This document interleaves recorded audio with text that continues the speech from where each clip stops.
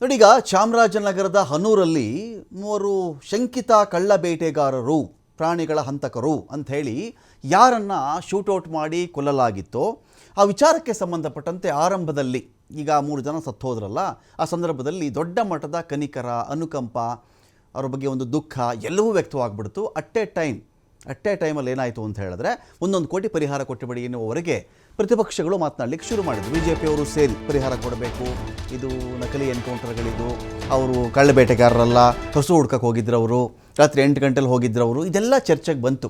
ಒಂದು ಕಡೆ ತಮಿಳುನಾಡಿಂದ ಇದು ಕ್ರೈಸ್ತ ಸಮುದಾಯದವರು ಸೇರಿದ್ದಾರೆ ಇದರಲ್ಲಿ ಎಂದ ತಕ್ಷಣವೇ BJP ಅದ್ಯಾಕೋ ಗೊತ್ತಿಲ್ಲ ಒಂಥರ ಹೋರಾಟವನ್ನು ಡ್ರಾಪ್ ಮಾಡೋದಿದೆ, ಸುಮ್ಮನಾಗ್ಬಿಟ್ರು ಅವರು. ಆಮೇಲೆ ನಾಗೇಂದ್ರ ಇಶ್ಯೂ ರೈಸ್ ಮಾಡಿಕೊಂಡ್ರು. ಇರಲಿ, ಅದೊಂದು ಕಡೆ. ಇವರು ಕಳ್ಳೆಬೇಟೆಗಾರರ ಅಥವಾ ನಿಜವಾಗಿಯೂ ದನಗಳನ್ನು ಹುಡುಕೊಂಡು ಕಾಡಿಗೆ ಹೋಗಿದ್ರಾ, ಕಳೆದು ಹೋಗಿದ್ದ ದನಗಳನ್ನು ಹುಡುಕೊಂಡು ಕಾಡಿಗೆ ಹೋಗಿದ್ರಾ ಅಂತ ಪ್ರಶ್ನೆ ಬಂದಾಗ ಆಗ ತನಿಖಾಯಾಮದಲ್ಲಿ ರಾಮಲಿಂಗಾರೆಡ್ಡಿ ಅವರು ಸದನದಲ್ಲೇ ಉತ್ತರವನ್ನು ಕೊಟ್ಟರು. ನೋಡ್ರಿ, ಇವರು ಕಳ್ಳೆಬೇಟೆಗಾರರೇ, ನಮಗೆ ಆರಂಭದಲ್ಲಿ ಪ್ರೈಮಾ ಫೆಸಿ ಮೇಲು ನೋಟಕ್ಕೆ ಕಂಡು ಬಂದಿರುವಂತೆ 32 kg ಜಿಂಕೆ ಮಾಂಸವನ್ನು ವಶಪಡಿಸಿಕೊಂಡಿದ್ದೇವೆ. ಕಟಿಂಗ್ ಪ್ಲೇಯರ್ ಇದೆ ಇವ್ರ ಬಳಿಯಲ್ಲಿ, ಅರ ಇದೆ, ಕೆಲವೊಂದಷ್ಟು ಹಣೆಗೆ ಹಾಕ್ಕೊಳ್ಳುವಂಥ ಟಾರ್ಚನ್ನು ಹಾಕ್ಕೊಂಡು ಇವರು ಕಾಡೊಳಗಡೆ ಹೋಗಿದ್ದರು. ಇವರು ನಿಜವಾಗ್ಲೂ ದನ ಹುಡ್ಕಕ್ಕೆ ಹೋಗಿರಲ್ಲ ಅಂಥೇಳಿ ಆರಂಭದಲ್ಲಿ ಮಾಹಿತಿ ಬರ್ತಾ ಇದೆ. ಅವರು ಆ ಕಡೆಯಿಂದ ಶೂಟ್ ಮಾಡಿದಾಗ ಅರಣ್ಯ ಅಧಿಕಾರಿಗಳು ತಮ್ಮ ಆತ್ಮರಕ್ಷಣೆಗಾಗಿ ಪ್ರತಿಯಾಗಿ ಅವರು ಗುಂಡು ಹಾರಿಸಿದಾಗ ಇವರು ತೀರ್ಕೊಂಡಿದ್ದಾರೆ. ಚಾಕು, ಚೂರಿ, ಅಡುಗೆಗೆ ಬೇಕಾದ ಪದಾರ್ಥಗಳು, ಧನಿಯಾ ಪುಡಿ, ಮಸಾಲ ಪುಡಿ ಇವೆಲ್ಲ ಅವ್ರ ಬಳಿಯಲ್ಲಿ ಪತ್ತೆಯಾಗಿದೆ. ಏನಕ್ಕೆ ಹೋಗಿದ್ರು ಇವರು ಕಾಡಿಗೆ? ಸರಿ, ಭಾಗ 1. ಈ 4 ಜನ ಕೂಡ ಒಂದೇ ಊರಿನವರಲ್ಲ ಅಂತ ಇನ್ನೊಂದು ಮಾಹಿತಿ ಬಂತು. ಅಲ್ಲ ರೀ, ಒಂದು ಊರಲ್ಲಿದ್ದಾಗಲೇ ಒಂದು ಊರಲ್ಲಿ ಜನ ಇದ್ದರೇ ಯಾರ್ದೋ ಹಸು ಕಳೆದೋಗಿದೆ ಬನ್ನಿ ಅಂದರೆ ಯಾರು ರಾತ್ರಿ 8 ಗಂಟೆಲಿ 9 ಗಂಟೆಲ್ಲ ಕಾಡು ಒಳಗಡೆ ಹೋಗಲ್ಲ, ಬರುತ್ತೆ ಬೆಳಿಗ್ಗೆ ನೋಡೋಣ ಬಿಡ್ರಪ್ಪ ಅಂತಾರೆ. ಅಂಥದ್ರಲ್ಲಿ ಬೇರೆ ಬೇರೆ ಊರವರು ಬಂದು ಯಾವುದೋ ಊರಲ್ಲಿ ಒಬ್ಬಂದು ದನ ಕಳೆದು ಹೋಗ್ಬಿಟ್ರೆ ರಾತ್ರಿ 8 ಗಂಟೆ 15 ನಿಮಿಷಕ್ಕೆ ಸುಮಾರಿಗೆ ಕಾಡು ಒಳಗಡೆ ಹೋದವರು ಬೆಳಗಿನ ಜಾವ 5 ಗಂಟೆ 10 ನಿಮಿಷದವರೆಗೂ ಏನು ಮಾಡ್ತಾಯಿದ್ರು? ಇದು ಇನ್ನೊಂದು ಪ್ರಶ್ನೆ ಬಂತು. ಸರಿ, ಹುಡ್ಕಕ್ಕೆ ಹೋಗಿದ್ದರೆ ಯಾರೀ ಚಾಕು, ಚೂರಿ, ಈ ಬ್ಯಾಟ್ರಿಗಳು, ಅದು ಇದು, ಮೊಬೈಲ್ ಫೋನು, ಇನ್ನೊಂದು ಮತ್ತೊಂದು, ಸ್ಕ್ರೂ ಡ್ರೈವರ್ಗಳು, ಅರ, ಕಟಿಂಗ್ ಪ್ಲೇಯರು, ಇದ್ಯಾರು ತೊಗೊಂಡು ಹೋಗ್ತಾರೆ? ಇನ್ನೊಂದು ಪ್ರಶ್ನೆ ಬಂತು. ಸರಿ, ಅದರ ಬಗ್ಗೆ ತನಿಖೆ ನಡೀತಾ ಇದೆ. ಇವತ್ತೋ ನಾಳೆನೋ ತನಿಖಾ ವರದಿ ಬರಲಿದೆ. ಇಷ್ಟೆಲ್ಲ ಏನಾಯಿತು ಗೊತ್ತಾ? ಆ ಜನಗಳನ್ನು ಅಲ್ಲೊಬ್ಬ ಎತ್ಕಟ್ಟಿದ್ದಾನೆ ಅಂತ, ಅಲ್ಲೊಬ್ಬ ವ್ಯಕ್ತಿ, ಅವನೇನೋ ಮಿನಿ ವೀರಪ್ಪನ್ ಅಂತ ಬೇರೆ ಕರೀತಾರಂತಾರೆ, ಇನ್ಸ್ಟಾಗ್ರಾಮಲ್ಲಿ ರೀಲ್ಸ್ ಎಲ್ಲ ಮಾಡಿ ಬಿಡೋದಂತೆ ಅವನು. ಇದ್ದಕ್ಕಿದ್ದಂತೆ ಆ ಇಡೀ ತಂಡ ಏನು ಮಾಡಿದ್ದಾರೆ ನೋಡಿ, ಯಾವ ಮಟ್ಟದಲ್ಲಿ. ಇದನ್ನು ಸೀನಿಯರ್ ಪೊಲೀಸ್ ಆಫೀಸರ್ಸ್ ಮಾತಾಡಿಸಿದಾಗ ಅವರದ್ದು ಮಾತು ಹೇಳ್ತಾ ಇದ್ರು, ಮಿನಿ ವೀರಪ್ಪನ್ಗಳನ್ನು ಹುಟ್ಟಿಸುತ್ತೆ ನೋಡ್ತಾ ಇರಿ ಈ ಪ್ರಕರಣ, ಇವ್ರನ್ನ ಹೀಗೆ ಬಿಟ್ಟುಬಿಟ್ರೆ ಅಂತ ಮಾತಾಡ್ತಾ ಇದ್ರು. ಅಟ್ ದ ಸೇಮ್ ಟೈಮ್ ಕಳ್ಳಬೇಟೆ ತಡೆ ಶಿಬಿರಗಳನ್ನು ಧ್ವಂಸ ಮಾಡಿದ್ದಾರೆ. ಈ ಕಾಡಲ್ಲಿ ಅಲ್ಲಲ್ಲಿ ಈ ಕಳ್ಳಬೇಟೆ ತಡೆ ಶಿಬಿರಗಳು ಅಂತ ಇರ್ತವೆ. ಅವರೇನು ಮಾಡ್ತಾರೆ, ಕಾಡಿನ ಬಗ್ಗೆ ತುಂಬ ಹತ್ತಿರದಿಂದ ನಿಗಾ ಇಡ್ತಾ ಇರ್ತಾರೆ. ಅವರು ಎಲ್ಲಾದರೂ ಕಳ್ಳರು ಬರ್ತಾ ಇದ್ದಾರಾ, ಜಿಂಕೆ ಬೇಟೆ ಆಡ್ತಾ ಇದ್ದಾರಾ, ಕಾಟಿ ಅಥವಾ ಕಾಡೆಮ್ಮೆ ಅದನ್ನು ಬೇಟೆ ಆಡ್ತಾ ಇದ್ದಾರಾ, ಹುಲಿ ಬೇಟೆ ಆಡ್ತಾ ಇದ್ದಾರಾ.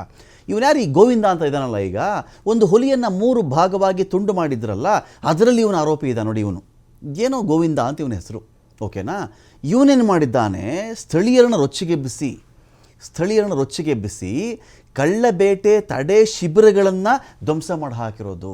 ಅರಣ್ಯಕ್ಕೆ ಬೆಂಕಿ ಇಟ್ಟಿರ್ತಕ್ಕಂಥ ಕೇಸಿದೆ ಇಲ್ಲಿ. ಜಿಲೆಟಿನ್ ಕಡ್ಡಿಗಳನ್ನು ಬಳಸಿ ಆ ತಡೆ ಶಿಬಿರಗಳನ್ನೇ ಬ್ಲಾಸ್ಟ್ ಮಾಡಿ ಹಾಕಿಬಿಟ್ಟಿದ್ದಾರಲ್ಲ, ಇದು ಓಕೆನಾ?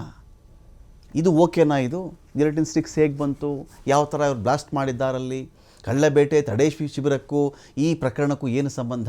ವೆಯ್ಟ್ ಮಾಡಬೇಕಾಗಿತ್ತಲ್ವ ಇವರು? ಶಿಬಿರವನ್ನು ಧ್ವಂಸ ಮಾಡಿ ಹಾಕಿಬಿಟ್ರೆ ಅಂದರೆ ಯಾರು ಸಪೋರ್ಟ್ ಮಾಡ್ತಾ ಇದ್ದಾರೆ ಅಂತ ಒಂದು ಸೂಕ್ಷ್ಮತೆ ಇದರಲ್ಲಿದೆ. ಈ ಪ್ರತೀಕಾರ, ಅಲ್ಲಿ 3 ಜನ ಕೊಂದರು, ತನಿಖಾ ವರದಿ ಬರಬೇಕಾಗಿದೆ, ವೆಯ್ಟ್ ಮಾಡೋಣ. ಅವರು ಕಳ್ಳೆ ಬೇಟೆಗಾರರೇ ಆಗಿದ್ರಾ ಕೇಸ್ ಆಗುತ್ತೆ, ಕಳ್ಳೆ ಬೇಟೆಗಾರ ಆಗಿರಲಿಲ್ವಾ ಅರಣ್ಯಾಧಿಕಾರಿಗಳ ಮೇಲೆ ಕೇಸ್ ಆಗುತ್ತೆ. ಸುಮ್ಮನೆ ದನ ಹುಡ್ಕಕ್ಕೆ ಹೋದವ್ರನ್ನ ಅರಣ್ಯಾಧಿಕಾರಿಗಳು ಕೊಂದು ಹಾಕಿದ್ದಾರೆ ಅಂತ ಅವ್ರನ್ನ ಒಳಗಡೆ ಹಾಕ್ತಾರೆ. ಇದರಲ್ಲಿ ಅನುಮಾನಗಳೇ ಬೇಡ ಯಾರಿಗೂ.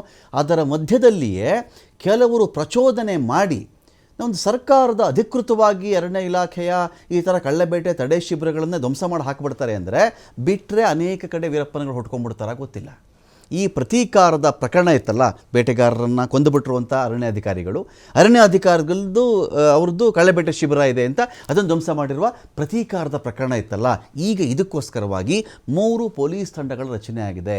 ಅರಣ್ಯದ ಒಳಗಡೆ ನುಗ್ಗಿಯವರು 7 ಕಳ್ಳಬೇಟೆ ತಡೆ ಶಿಬಿರಗಳು ಧ್ವಂಸ ಮಾಡಿದ್ದಾರೆ ಅಂದರೆ ಏನು ರೀ ಅರ್ಥ? ಇದಕ್ಕೆ ಹೋಗ್ಬೋದು ಅರಣ್ಯದ ಒಳಗಡೆ ಇವರು? ನಿಷೇಧಿತ ವಲಯ ಅಲ್ವಾ ಅದು? ಹೋಗಬಾರ್ದಲ್ವೇನ್ರಿ ಅಲ್ಲಿಗೆ? ಅರಣ್ಯದೊಳಗಡೆ ಆಗಲ್ಲ ಹೋಗಾಗುತ್ತಾ? ಯಾರಂದ್ರೆ ಅವರು ಎಲ್ಲರೂ ನುಗ್ಗೋದಿದ್ರೆ ಕಣ್ಣಿಗೆ ಒಬ್ಬನಿಗೆ ಜಿಂಕೆ ಕಾಣಿಸುತ್ತೆ, ಒಬ್ಬನಿಗೆ ಮೊಲ ಕಾಣಿಸುತ್ತೆ, ಒಬ್ಬನಿಗೆ ಕಾಡೆಮ್ಮೆ ಕಾಣಿಸುತ್ತೆ, ಒಬ್ಬನಿಗೆ ಹುಲಿ ಕಾಣಿಸುತ್ತೆ. ಹೊಡೆಯೋದು, ಚರ್ಮ, ಉಗುರು, ಕೊಂಬು, ಮಾಂಸ ಮಾರಾಟ. ಅಲ್ಲಿಗೆ ಹೋಗಿ ಇವರು ಅದೆಲ್ಲ ಧ್ವಂಸ ಮಾಡಿ ಸುಟ್ಟಾಕಿ ಬಂದಿದ್ದಾರೆ ಅಂದರೆ ಏನು ಅರ್ಥ ಇದು? ಶೂಟೌಟ್ ಘಟನೆ ಬಳಿಕ ಶಿಬಿರಗಳನ್ನು ಧ್ವಂಸಗೊಳಿಸಿದ್ರು ಜನ ಈ ಭಾಗದಲ್ಲಿ. ಹನೂರಲ್ಲಿ ಜಿಲೆಟಿನ್ ಕಡ್ಡಿಗಳನ್ನು ಬಳಸಿಕೊಂಡು ಶಿಬಿರಗಳ ಮೇಲೆ ದಾಳಿ ಮಾಡಿದರು. ಎಲ್ಲಿ ಬಂತಪ್ಪ ಇವರಿಗೆ ಜಿಲೆಟಿನ್ ಕಡ್ಡಿಗಳು? ಯಾರ್ದು ಆನ್ಸರ್ ಮಾಡಲಿ ಇದಕ್ಕೆ? ಜಿಲೆಟಿನ್ ಕಡ್ಡಿಗಳು ಇವರಿಗೆ ಬಂದಿದ್ದೆಲ್ಲಿಂದ? ಏನಾದರೂ ನಿಮಗೆ ಅರಣ್ಯದಲ್ಲಿ ವಿಚಾರಕ್ಕೆ ಸಂಬಂಧಪಟ್ಟಂತೆ ಸುತ್ತಮುತ್ತಲೆಲ್ಲೋ ಗ್ರಾಮಗಳಲ್ಲಿ ಪರ್ಮಿಷನ್ ಇರುವ ಕಲ್ಲು ಕ್ವಾರಿಗಳು, ಅಲ್ಲಿ ಕಲ್ಲನ್ನು ಸ್ಫೋಟ ಮಾಡಬೇಕು, ಬಂಡೆ ಸ್ಫೋಟ ಮಾಡಬೇಕು, ಅದಕ್ಕೊಂದು ಲೈಸೆನ್ಸ್ ಇದೆ, ಆ ಜಿಲೆಟಿನ್ ಸ್ಟಿಕ್ಸ್ ಬಳಸಬಹುದು, ಡೈನಮೈಟ್ ಬಳಸಬಹುದು, ಆ ಪರ್ಮಿಷನ್ ಇದ್ದರೆ ಅವನು ಅದಕ್ಕೆ ಮಾತ್ರ ಬಳಸಬೇಕು. ಕೀಪ್ ಇನ್ ಮೈಂಡ್, ಒಬ್ಬ ಒಂದು ಗನ್ನಿಗೆ ಒಂದು ಲೈಸೆನ್ಸ್ ತೊಗೊಂಡ್ರು ಕೂಡ ಏನು ಪರ್ಪಸ್ ಅಂತ ಬರೆದಿರ್ತಾರಲ್ಲಿ, ಉದ್ದೇಶ ಬರೆದಿರ್ತಾರಲ್ಲಿ, ಈ ಪರ್ಪಸ್ ನನಗೆ ಅಂತ ಹೇಳಿದ್ರೆ ಗನ್ನಿದೆ ಅಂತ ಯಾರನ್ನೋ ಶೂಟ್ ಮಾಡಿಬಿಡ್ತೀನಿ ಅಂತಲ್ಲ. ಅವನ ಜೀವಕ್ಕೆ ಎರವಾಗುವಂಥ ಸನ್ನಿವೇಶದಲ್ಲಿ ತನ್ನ ಆತ್ಮರಕ್ಷಣೆಗೆ ಅವನ ಗುಂಡು ಹಾರಿಸ್ಬೋದು. ಬೇಟೆಯಾಡಲಿ ಅಂತ ಗನ್ ಕೊಡಲ್ಲ ಯಾರಿಗೂ, ಅವನ ರಕ್ಷಣೆಗೆ ಅಂತ ಕೊಡ್ತಾರೆ, ಆಕ್ರಮಣಕ್ಕೆ ಅಂತ ಕೊಡಲ್ಲ ಯಾರೂ ಅಲ್ವಾ. ಇಲ್ಲಿ ಜಿಲೆಟಿನ್ನೋ ಅಥವಾ ಡೈನಮೈಟನ್ನು ಕ್ವಾರಿಗೆ ಬಳಸಿದ್ರೆ ಅದಕ್ಕೆ ಪರ್ಮಿಷನ್ ಕೊಟ್ಟು ಅದಕ್ಕೆ ಬಳಸ್ಬೇಕಷ್ಟೇ.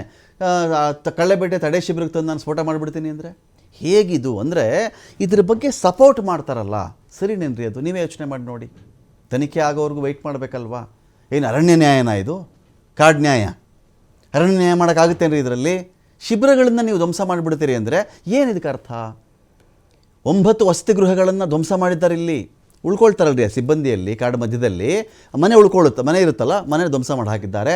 ಆಗಸ್ಟ್ 15ನೇ ತಾರೀಕಿನ ಬೆಳಗ್ಗೆ 5ರಿಂದ 5:30 ಶೂಟೌಟ್ ಆಗಿತ್ತು. ಶಾಗ್ಯ ಶಾಖೆಯಲ್ಲಿ ಆಗಿರ್ತಕ್ಕಂಥ ಘಟನೆಯಿಂದ ಜನ ರೊಚ್ಚಿಗೆದ್ದಿದ್ರು. ಆಕ್ರೋಶದಿಂದ 9 ವಸತಿ ಗೃಹಗಳನ್ನು ಧ್ವಂಸಗೊಳಿಸಿದ್ರು. ಸಾಮಾನ್ಯ ಜನ ಈ ಕೆಲಸ ಮಾಡಲ್ಲ, ಇವನ ಪ್ರಚೋದನೆ ಇತ್ತು ಅಂತ ಆರೋಪ ಇದೆ ಇಲ್ಲಿ. ಇವನು ಆಲ್ರೆಡಿ ಹುಲಿ ಕೊಂದಿರೋ ಪ್ರಕರಣಕ್ಕೆ ಸಂಬಂಧಪಟ್ಟಂತೆ ಆರೋಪಿ ಇದ್ದಾನೆ, ಸದ್ಯಕ್ಕೆ ಬೇಲ್ ಮೇಲೆ ಆಚೆ ಬಂದಿರಬೇಕು ಇವನು. ಸೊ ಕಾವೇರಿ ವನ್ಯಜೀವಿ ವಿಭಾಗದಲ್ಲಿ ಇದು ನಡೆದಿದೆ. ಮಲೆ ಮಹದೇಶ್ವರ ವನ್ಯಧಾಮದಲ್ಲಿ ಪ್ರತೀಕಾರಕ್ಕೆ ಮುಂದಾಗ್ಬಿಟ್ಟಿದ್ರು. ಶಿಲುವೈಪುರದಲ್ಲಿ ಕಳ್ಳಬೇಟೆ ತಡೆ ಶಿಬಿರಗಳನ್ನು ಧ್ವಂಸ ಮಾಡಿ ಹಾಕಿದ್ರು. ಅಲ್ಲದೆ ಇಲ್ಲಿ ಅರಣ್ಯಕ್ಕೆ ಬೆಂಕಿ ಇಡುವ ಕೆಲಸವನ್ನು ಕೂಡ ಕೆಲ ಪುಂಡರು ಮಾಡಿದ್ದಾರೆ. ಸುಮಾರು 10 ಎಕರೆಗಿಂತ ಹೆಚ್ಚಿನ ಅರಣ್ಯ ಸುಟ್ಟು ಹೋಗಿದೆ. 1 ಎಕರೆ ಅರಣ್ಯ ನಾಶವಾದರೂ ಅರಣ್ಯ ವರ್ಷಗಳಿದೆಯಲ್ಲ, ಎಷ್ಟು ಅರಣ್ಯ ವರ್ಷಗಳು ಬೇಕ್ರಿ ಅಷ್ಟು ದೊಡ್ಡ ಮರಗಳು ಬೆಳೆಯೋಕ್ಕೆ? ನಾವು ಮಾಮೂಲಿಯಾಗಿ ಜೂನಿಂದ ಇನ್ನೊಂದು ಜೂನ್ಗೆ ವರ್ಷ ಅಂತೀವಲ್ಲ, ಆ ವರ್ಷ ಬೇರೆ. ಅರಣ್ಯ ವರ್ಷಗಳಿದೆಯಲ್ಲ, ಒಂದು ದೊಡ್ಡ ಮರ ಆಗಬೇಕು ಅಂತ ಕೆಲವರು ಹೇಳ್ತಾರೆ. ಒಂದು ತಬ್ಬು ಗಾತ್ರ ಐತಪ್ಪ ಮರ, ಆ ಮರ ತಬ್ಕೊಳ್ಳೋಕ್ಕೆ ಆಗಲ್ಲ, ಅಷ್ಟು ದೊಡ್ಡ ಮರ ಅಂದರೆ ಅದಕ್ಕೆ 50, 60, 70, 80 ವರ್ಷಗಳಾಗಿರ್ತಾವ್ರಿ ಆ ಮರಗಳಿಗೆ. ಹಾಗಾದಾಗ 10 ಎಕರೆ ಅರಣ್ಯದಲ್ಲಿ ನೀವು ಎಲ್ಲ ಮರಗಳು ಸುಟ್ಟು ಹಾಕ್ಬಿಟ್ರೆ? ದೂರು ದಾಖಲಿಸಿರೋದು ಅರಣ್ಯ ಇಲಾಖೆ. ಇದಕ್ಕೆ ಸಂಬಂಧಪಟ್ಟಂತೆ ಇದೀಗ 3 ಪೊಲೀಸ್ ತಂಡಗಳು ರಚನೆ ಆಗಿದೆ. ಮಿನಿ ವೀರಪ್ಪನ್ ಪತ್ತೆಯಾಗಿದ್ದಾನಿಲ್ಲಿ. ಹನೂರು ಎನ್ಕೌಂಟರ್ ಖಂಡಿಸಿ ಸ್ಥಳೀಯರು ಪ್ರತಿಭಟನೆ ಮಾಡಬೇಕಾದ್ರೆ ಗಂಗನದೊಡ್ಡಿ ಗೋವಿಂದ ಅಂತ ಇವನ ಹೆಸರು. Ganganadoddi Govinda alias mini Veerappan. Ganganadoddi Govinda aka mini Veerappan ಇವನ ಹೆಸರು. ಗಂಗನದೊಡ್ಡಿ ಗೋವಿಂದ ಅಂದರೆ ಇವನಾದರೂ ಮರಿ ವೀರಪ್ಪನ್ ಲೆಕ್ಕದಲ್ಲಿ ಬಂದುಬಿಟ್ಟಿದ್ದಾನೆ ಇವನು. ಈ ಮರಿ ವೀರಪ್ಪನ್ನು ಇಷ್ಟು ಪ್ರಚೋದನೆ ಮಾಡಿದ್ದಂಥ ಆರೋಪ ಇದೆ. ಇಲ್ಲಿ ಪಚ್ಚೆದೊಡ್ಡಿ ಹುಲಿಯೊಂದನ್ನು 3 ಭಾಗವನ್ನಾಗಿ ತುಂಡರಿಸಿದ್ದ ಇವನು. ಅದರಲ್ಲಿ ಇವನು ಆರೋಪಿ. ಈಗ ಬೇಲ್ ಪಡ್ಕೊಂಡು ಆಚೆ ಬಂದಿದ್ದಾನೆ. ಈಗ ಜಿಲೆಟಿನ್ ಸ್ಟಿಕ್ಸು, ತಡೆ ಶಿಬಿರಗಳು ಧ್ವಂಸ ಮಾಡೋದು, ಅಲ್ಲಿ 9 ಮನೆ ಸುಟ್ಟು ಹಾಕ್ಬಿಡೋದು, 10 ಎಕರೆ ಅರಣ್ಯ ನಾಶ ಮಾಡೋದು, ಈ ಕೇಸ್ ಕೂಡ ಈ ಪ್ರತಿಭಟನೆ ವೇಳೆಯಲ್ಲಿ ಪ್ರಚೋದನೆಯಿಂದಾಗಿದೆ ಅಂತ ಇದೀಗ ಆರೋಪ ಕೇಳಿಬಂದಿದೆ. ಉದ್ರಿಕ್ತರನ್ನು ಕೆರಳಿಸಿದ್ದೇ ಗಂಗನದೊಡ್ಡಿ ಗೋವಿಂದ. ಇನ್ಸ್ಟಾಗ್ರಾಮಲ್ಲಿ ಇವನು ಯಾಕೆ ಇವನು ವೀರಪ್ಪನ್ ಅಂತಾರೆ ಅಂದರೆ, ಇನ್ಸ್ಟಾಗ್ರಾಮಲ್ಲಿ ಇವನ ಹೆಸರು ವೀರಪ್ಪನ್ ಅಂತೆ.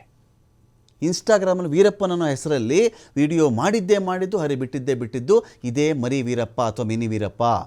ಸೊ ಇಂಥವರನ್ನು ಏನಾದರೂ ಎನ್ಕರೇಜ್ ಮಾಡಿಬಿಟ್ರೆ, ಇಂಥವ್ರಿಗೆ ಸಪೋರ್ಟ್ ಸಿಕ್ಕಿಬಿಟ್ರೆ, ಇಂಥವ್ರಿಗೆ ಪನಿಷ್ಮೆಂಟ್ ಆಗದೇ ಇದ್ದರೆ, ನಾಳೆ ದಿನ ರಾಮಲಿಂಗಾರೆಡ್ಡಿ ಅವರೇ ತಾವೇನಾದರೂ ಈ ನ್ಯೂಸನ್ನು ನೋಡ್ತಾ ಇದ್ದರೆ, ತಾವು ಆಲ್ರೆಡಿ ಕ್ರಮ ತೊಗೊಂಡಿದ್ದೀನಿ ಅಂತ ನಾನು ಭಾವಿಸ್ತಾ ಇದ್ದೀನಿ.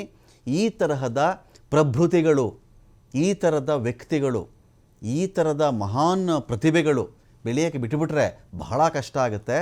ವೀರಪ್ಪಂದು ಇದೇ ಕಥೆ ಅಲ್ವೇನ್ರಿ? ಸಣ್ಣ ಪುಟ್ಟ ಅವನ ಅರಣ್ಯ ಕಳ್ಳತನ ಮಾಡಿದಾಗ ಅದೇನೋ ಬೂದಿಕೋಟೆನೋ ಬೂದಿ ಕುಪ್ಪೆನೋ ಏನೋ ಒಂದು ಪ್ಲೇಸ್ ಇದೆ ಅಲ್ಲಿ ಅರಣ್ಯದಲ್ಲಿ, ಹಿಡ್ಕೊಂಡಿದ್ರಂತೆ ರೀ ಅವನನ್ನು. ಹಿಡ್ಕೊಂಡಿದ್ರಂತೆ ಕೇರ್ಲೆಸ್ ಮಾಡ್ಕೊಂಡು ಇವರು ಯಾರೋ ಕಾಡಿನ ಅಧಿಕಾರಿಗಳು ಅಲ್ಲೆಲ್ಲ ಸ್ವಲ್ಪ ಆ ಕಡೆ ಊಟಕ್ಕಿಟ್ಟು ಕೂತಿದ್ದಾಗ ಪರಾರಿ ಆಗಿಬಿಟ್ಟ ಅವನು. ಸಣ್ಣ ಕಳ್ಳತನ ಮಾಡಬೇಕು ಪರಾರಿ ಆದವನು. ಆಮೇಲೆ ಏನಾದ ಹೇಳಿ, 3-4 ರಾಜ್ಯಗಳಿಗೆ ಬೇಕಾದವನಾಗ್ಬಿಟ್ಟ. 3-4 ರಾಜ್ಯಗಳಲ್ಲಿ ಸಾವಿರಾರು ಆನೆಗಳನ್ನು ಕೊಂದು ಹಾಕ್ಬಿಟ್ಟ ಅವನು. ಮರದ ಮೇಲೆ ನಿಂತ್ಕೊಂಡು ಸೀಮೆ ಎಣ್ಣೆ ಸುರಿಯೋದಂತೆ ಆನೆಗಳ ಮೇಲೆ ಬೆಂಕಿ ಹಚ್ಚಿಬಿಡೋದು, ನರಳಿ ಆನೆ ಸಾಯೋದು, ಸತ್ತ ಮೇಲೆ ದಂತ ಎತ್ಕೊಂಡು ಹೋಗೋದು, ಸುಡೋದು ಆನೆಗಳನ್ನು. ವಿಚಿತ್ರ ಹಿಂಸೆ ಕೊಟ್ಟು ಸಾಯಿಸಿದ್ದಾನೆ ವೀರಪ್ಪನ್ ಅಂತ ಹೇಳ್ತಾರಲ್ಲ. ಇದು ಇಂಥವ್ರನ್ನ ಎಂಕರೇಜ್ ಮಾಡಿಬಿಟ್ರೆ ಏನು ಗತಿ ಅಂತ ಒಂದು ಪ್ರಶ್ನೆ ಇದೆ ಇಲ್ಲಿ. ಅರಣ್ಯ ಸಚಿವರಾಗಿರ್ತಕ್ಕಂಥ ರಾಮಲಿಂಗಾರೆಡ್ಡಿ ಇದ್ರ ಬಗ್ಗೆ ಕೂಡಲೇ ಗಮನ ಹರಿಸಬೇಕು.